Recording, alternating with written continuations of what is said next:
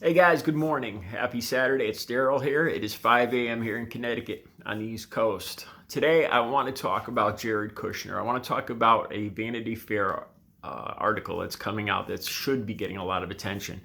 And it's not just this article, but there's a lot more evidence to the veracity of the claims made in this article. Of course, Trump's mouthpiece, McEnevy, or whatever her name is saying that this is all untrue. Of course, it's all a hoax, all that stuff. But I have the link down below to the Vanity Fair article. And there's a lot more. It's not just this article. All right, Jared Kushner was put in control. A person who has absolutely no experience with healthcare, with pandemics, or whatever. The son-in-law. The son-in-law of Donald Trump was put in charge of the biggest health crisis that America has ever faced. A kid with a billionaire spoiled rich kid with absolutely no experience, put in control of the destiny of America, our futures. All right, so I'm going through this article. Let me sum it up for you. And it's like I said, it's not just this article. There's a lot more evidence that to these claims. These claims aren't just, it's not just Vanity Fair's claims and their research and their investigations. There's a lot more evidence to the veracity of these claims. All right.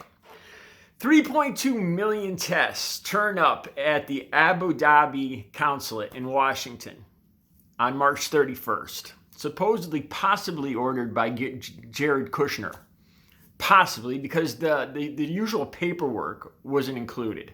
It just had WH for the recipient of 3.2 million test kits for COVID-19. It cost $52 million for these test kits. It turns out these test kits were useless. $52 million thrown away for useless test kits. Meanwhile, I think over 2 million Americans had contracted COVID-19 already. All right. These are the test kits, by the way, that Trump happened to blame on Obama. That they said that they inherited these faulty test kits from the Obama administration. When he wasn't saying they had bare cupboards, but he was saying that, which is totally impossible because there was no COVID-19 back when Obama was president. So why would there be tests?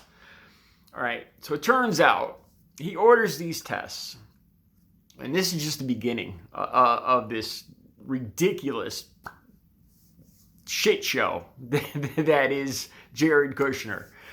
All right, so Kushner takes on his college roommate, various trust fund bankers, investors, to help him with the COVID-19. Yeah, his college roommate. To be the brain trust behind saving America from COVID-19. Now you guys can start to understand why we're at the place we are right now. And it gets worse. It gets unbelievably worse. All right. So Kushner starts to work with actually has some people that have a little experience with cancer research, and they start coming up with some pretty good ideas on how to do nationwide testing. South Korea is the gold standard. They had nationwide testing to point out hotspots, a nationwide system to distribute these tests. So, see, if that happened here, states wouldn't be paying $9 for the coverings that they should be paying 50 cents for. They wouldn't be fighting and outbidding each other. There wouldn't be 2-mile lines waiting to do drive-up testing. In South Korea, they have what they call, I think it's called phone booth testing, where they just walk in and go through it's like a phone booth test, in, out, in, out.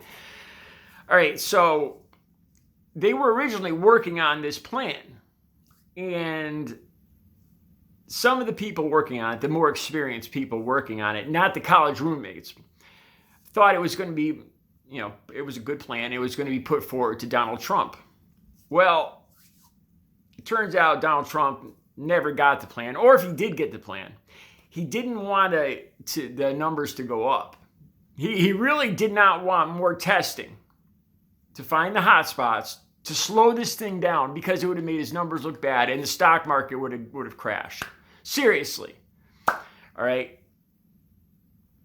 So this plan was never implemented.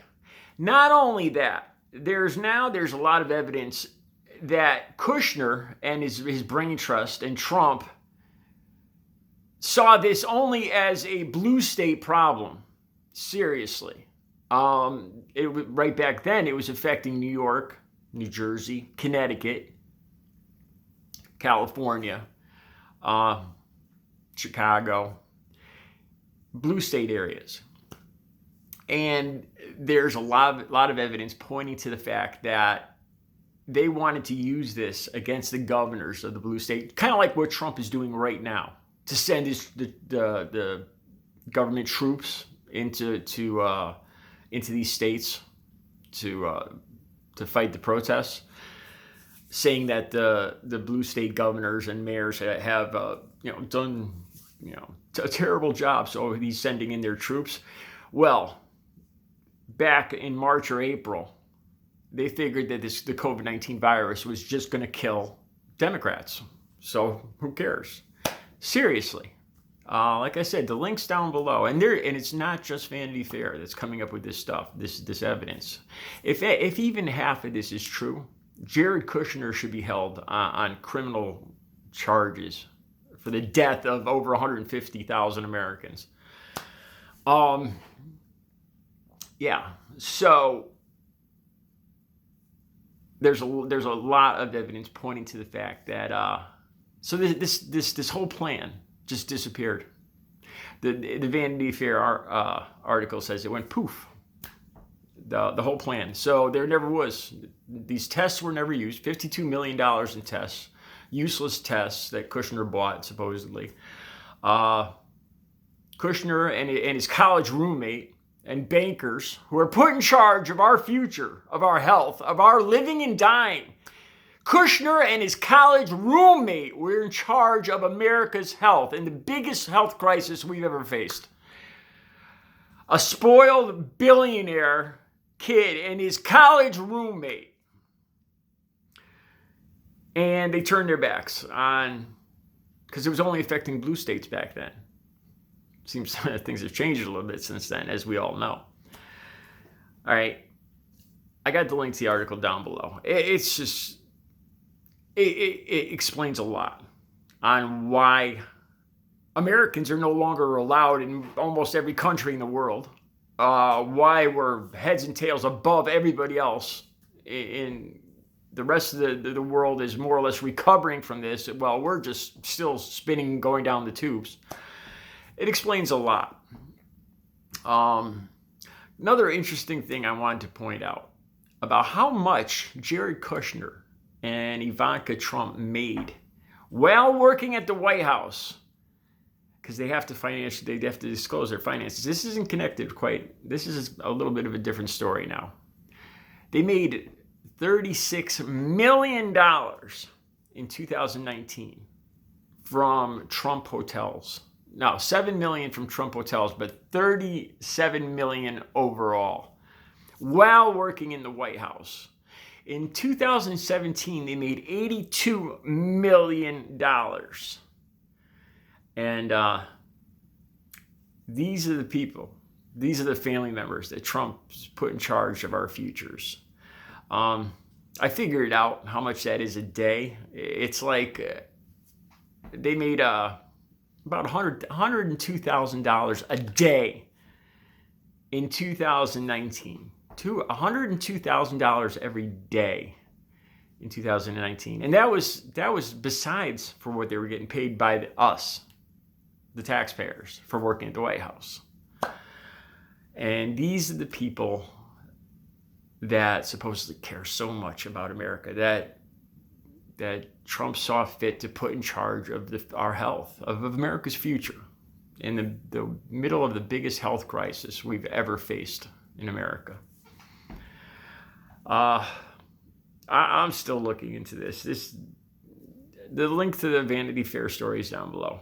Check it out. I'm going to do some more talking on this in the future. All right. You guys have a good Saturday.